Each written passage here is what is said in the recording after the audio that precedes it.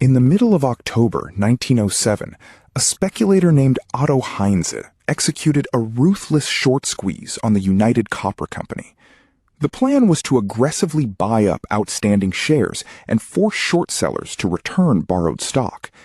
For a brief moment, the stock spiked. Historical sources disagree on the exact peak, placing it anywhere between $52 and $62.50. But within hours, the corner collapsed, and the stock crashed down to $10. Brokerages immediately defaulted.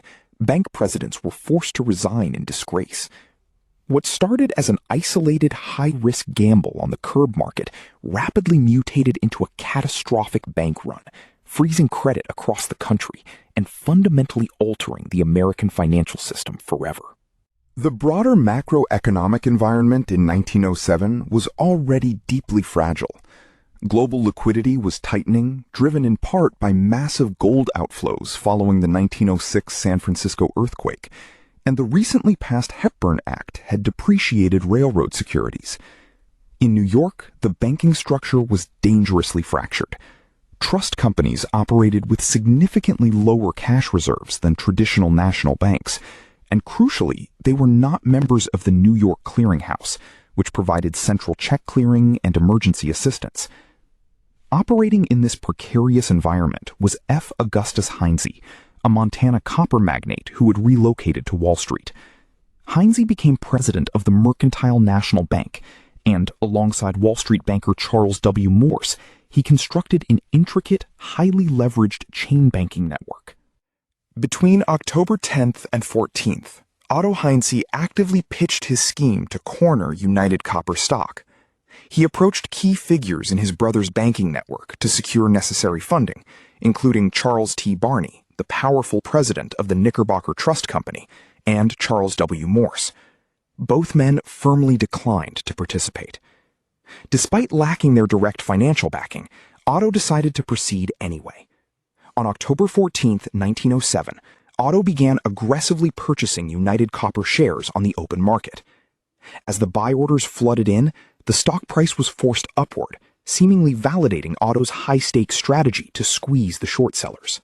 The following day, October 15th, Otto Heinze formally demanded the return of his borrowed shares, fully expecting the short sellers to be completely trapped. But they weren't. The short sellers managed to secure the stock elsewhere, and the corner failed instantly. Historical records conflict on exactly how these shares were acquired. Standard accounts suggest the market float simply had enough availability to cover the shorts. However, other theories suggest a secret betrayal, speculating that Charles W. Morse actually supplied his own stock to the short sellers to cover his mounting margin calls. The immediate fallout was devastating. On October 16th, United Copper stock plummeted to just $10 a share. Otto Heinze and Company defaulted on its payments for the massive stock purchases, forcing the brokerage firm Gross & Kleberg to suspend its operations entirely. The collapse of the copper corner immediately threatened the entire Heinze banking network. Because trust companies operated outside the safety of the New York Clearing House and held lower cash reserves, the financial contagion was highly dangerous. On October 17th, the New York Stock Exchange suspended Otto's brokerage, and F. Augustus Heinze was forced to resign as president of the Mercantile National Bank. By October 18th, the State Savings Bank of Butte, Montana, which Augustus owned and which held United Copper stock as collateral, declared insolvency. Panic spread quickly as news reports publicly linked Charles T. Barney of the Knickerbocker Trust to Charles W. Morse. Fearing a systemic collapse, the New York Clearing House intervened on October 20th, forcing F. Augustus Heinze and Charles W. Morse to completely resign from all of their banking interests. The crisis soon reached the third largest trust company in New York City. On October 21st, Charles T. Barney resigned from Knickerbocker Trust.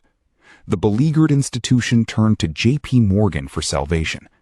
Morgan dispatched Benjamin Strong, Jr., vice president at Bankers Trust Company, to thoroughly audit Knickerbocker's books.